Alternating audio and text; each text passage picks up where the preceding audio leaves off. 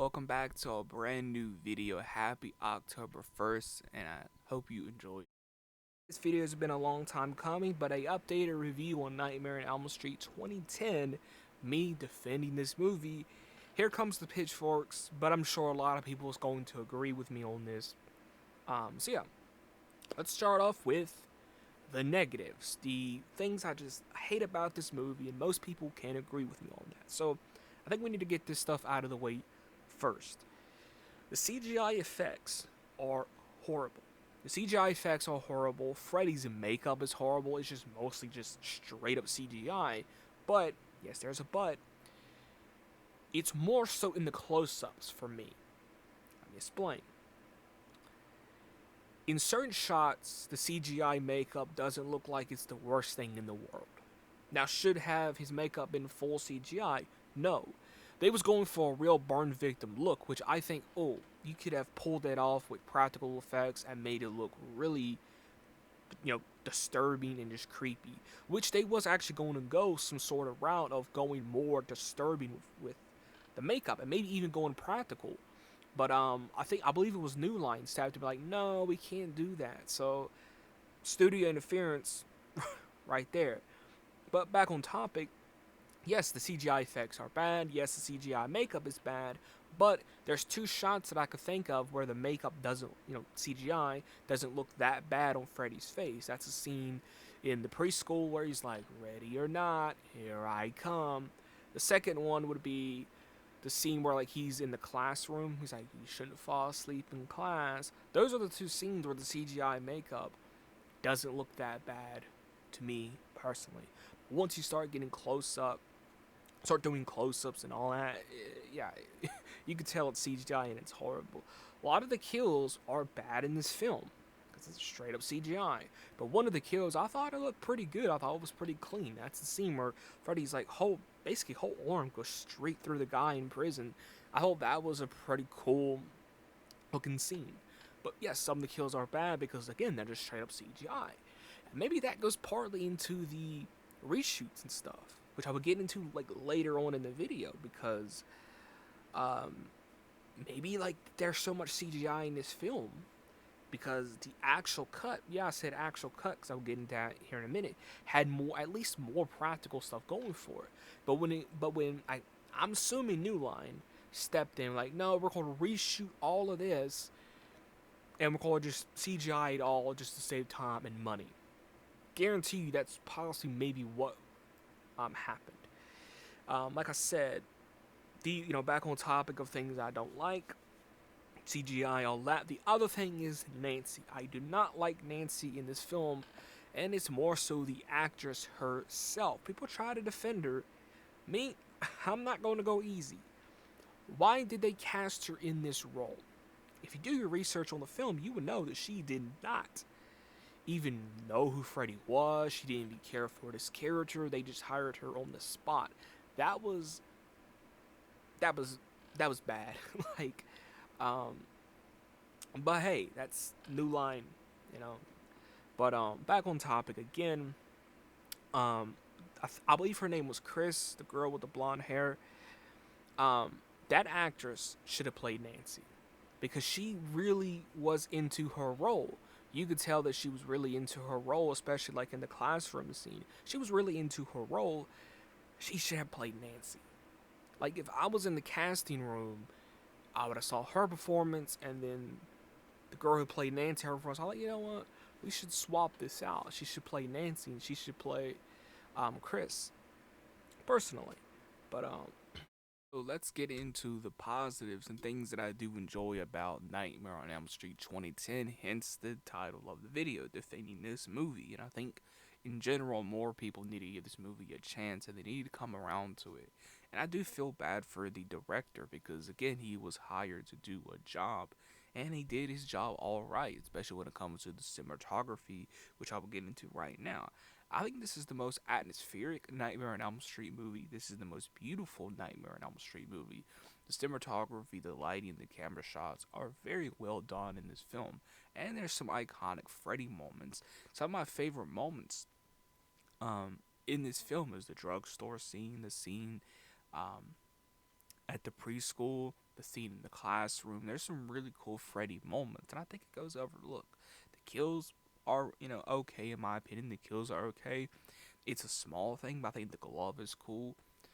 Jackie Earle Haley did a pretty good job as Freddy, if you ask me. Again, he did not write the script, so I think Jackie Earle Haley did a good job, in my opinion. I thought the opening was good and intense and very atmospheric. Again, I already said it, but I feel like this is a very atmospheric Nightmare on Elm Street movie and a very dark Nightmare on Elm Street film, which will go back into something that I was talking about earlier, I believe, where this is, Freddy is dark in this. He's maybe the darkest he's been. He's dark and he's intimidating and he is scary. And I think they pulled it off. I think they pulled it off. But I will say this. This is something that a lot of people do not know. Supposedly, yes, there is a director's cut of this film. And I hope we get it one day. But I feel like the only way we will get that is if more people grow to appreciate this film and actually, you know, you'll come together on this. So we can get the director's cut, because I feel like the director's cut will make a lot of people appreciate this film more. If you just remember the marketing for this movie, like back then, and you go back and watch old trailers and find old behind the scenes and stuff like that, you will see a lot of the film was cut. There was one scene in particular, I believe it was from a trailer or a picture. I believe it was Nancy. It shows like her walking into like this like dream sequence, something like you would see like in Nightmare on Elm Street like 3 or 4, but it was much more darker. Almost looked like Freddy's World almost, which could have been really interesting. But that was cut. That was another scene where like it showed the caves and stuff. Again, really interesting stuff that was cut from this film. Again, that's why a lot of people say, including me, that there is a director's cut. I wish the director would come out. Again, I think it all depends on how popular this film gets in the next couple of months, in the next couple of years. Will the director come out like, yeah, there's a director's cut, yeah, so and so, at New Line or Platinum Dooms or both of them, cutted the film, and it was not, my film. I believe the the director might come out and say something like that down the line. Another thing I do want to talk about, I believe it was this film. I believe it was this film. Do correct me if I am wrong. But they took it. I think it was this film. They took 3 scripts and just combined them into one, and you could tell that in this film. You know, I've grown to appreciate Nightmare on Elm Street 2010. Again, I think it's very atmospheric. Freddy's dark. He's sinister. You know, I, it's controversial, but I prefer Nightmare on Elm Street 2010 over Nightmare on Elm Street 4, because I just prefer a darker Freddy, a more atmospheric Nightmare on Elm Street movie. And again, I totally would not mind a sequel to this. People say, well, it's too late. It's not too late if we talk about, well, it's still a possibility for Friday the 13th, 2009 to get a sequel. You know, I feel like a perfect way for them to do a sequel to Nightmare on Elm Street 2010, still to this day, is right their wrongs. Recast Nancy if you want to bring her back, or don't bring Nancy back at all. Bring Jackie Earle Haley back. Give him a better script. Give Jackie Earle Haley a better script. Yes, with the makeup, go with a real burn victim look, but go all practical. Use more practical on the effects. Give the film more of a budget. No studio interference. I think that will help a sequel. And it's really interesting to me that no one, like a producer didn't put their foot down with the studio and be like, look, this film made money. Yes, it's being trashed through the mud, but look, we can right our wrongs in a sequel. Like, I'm surprised the producer didn't put their foot down and he let all these plans go to waste and everyone's time just be wasted. Because a lot of these people, and I think Jackie Earle Haley was under contract for 3 films. So, like Jackie Earle Haley, for example, thought, oh, I won't get to play Freddy for 3 films. It didn't happen. And again, I feel bad for Jackie Earle Haley and the director because of that alone. You think you're getting something and then you don't get it. A few more things I do like about Nightmare on Elm Street 2010. Like I said, the cinematography. I think it is a very interesting Nightmare on Elm Street film, especially when you play around the fact that it seems like at one point in one of the scripts and one of the cuts, Freddy was innocent.